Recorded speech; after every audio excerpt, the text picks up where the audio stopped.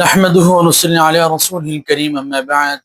আলহামদুলিল্লাহ, কৃতজ্ঞতা জ্ঞাপন করছি মহান রবের, যিনি আমাদেরকে ঈমান নামক মহান দৌলত দান করেছেন। আলহামদুলিল্লাহ, খুবই দুঃখ ও ভারাক্রান্ত হৃদয় নিয়ে বলতে হয়, আমাদের এই সংখ্যাগরিষ্ঠ মুসলিম কান্ট্রিতে, যেখানে প্রায় ৯২% মুসলমান বসবাস করে, সেই দেশে আমাদের সকলের ধর্মে আঘাত এনেছে, আমাদের অনুভূতিতে আঘাত লেগেছে, এমন একটি কর্মকাণ্ড ঘটেছে।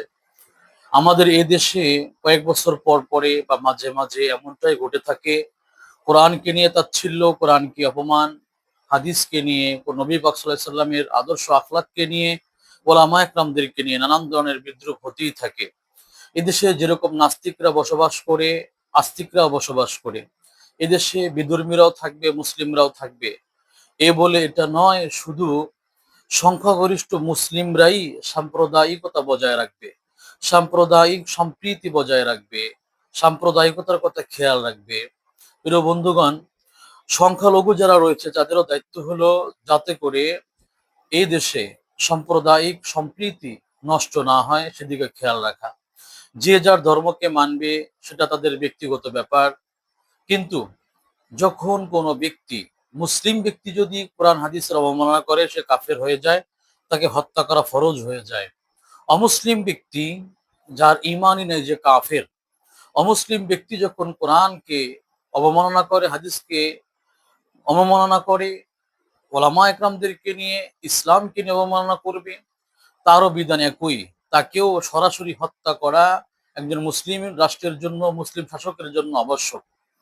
তবে খেয়াল রাখতে হবে, এই উস্কানিমূলক কাজের মধ্যে একজন মুসলিম জনগণ সে কখনো এর সাথে জড়িত হবে না, কারণ এখানে উস্কানিমূলক অনেক কাজ থাকে।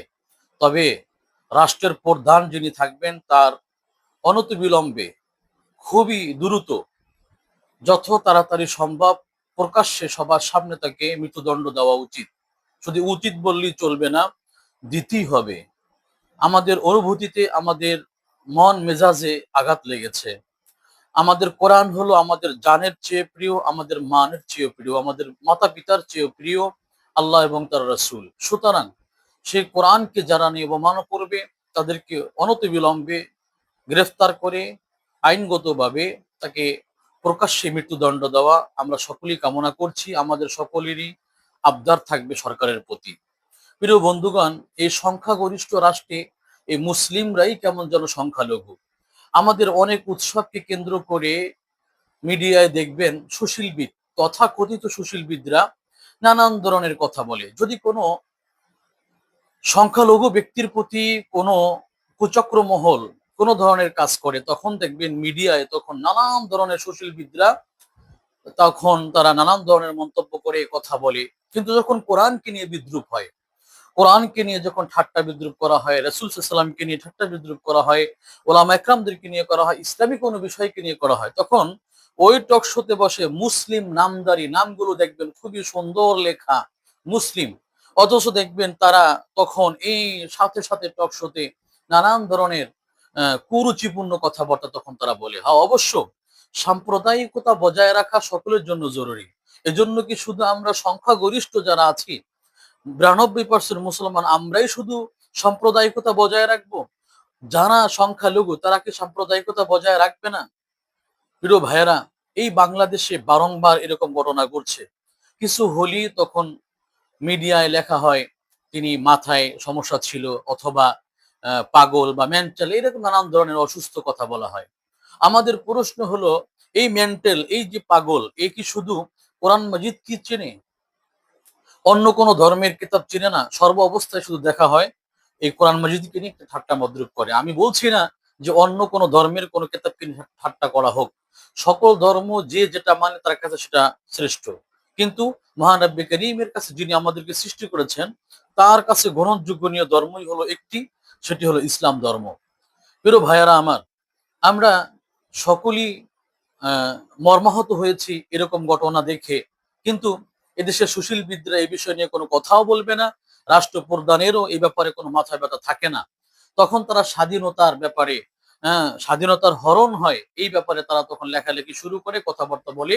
তখন আমাদের এই মুসলিমদের যে আঘাত এনেছে, এই মুসলিমদের ব্যাপারে তারা কথা বলে, অথচ দেখা যায় রাষ্ট্রপ্রধানও মুসলিম, যারা টকশোতে বসে যে সমস্ত কুরুচিপূর্ণ মুসলিমদের ব্যাপারে কথা বলে তারাও দেখবেন মুসলিম, কিন্তু তারা নামদারি মুসলিম, তথাকথিত মুসলিম।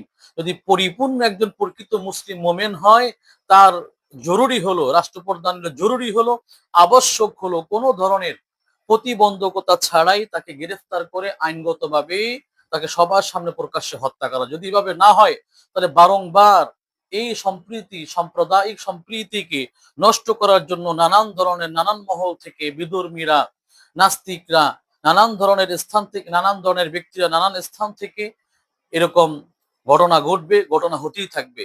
আর এইভাবে যখন হবে, তখন সাধারণ যারা মুসলিমরা রয়েছেন, ধর্মপ্রাণ মুসলমানরা রয়েছেন, তারা তো তখন বসে থাকবে না, তখন তো তারা সকলে মিলে আইনকে হাতে তুলে নেয়।